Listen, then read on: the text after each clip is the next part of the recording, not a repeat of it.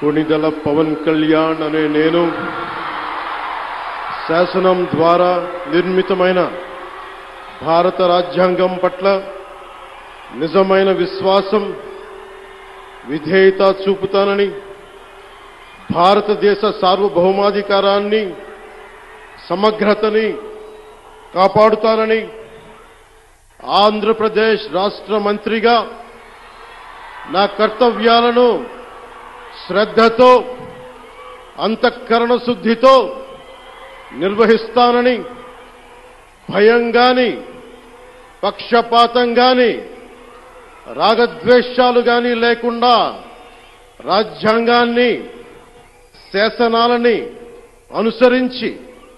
ప్రజలందరికీ న్యాయం చేకూరుస్తానని దైవ సాక్షిగా ప్రమాణం చేస్తున్నాను.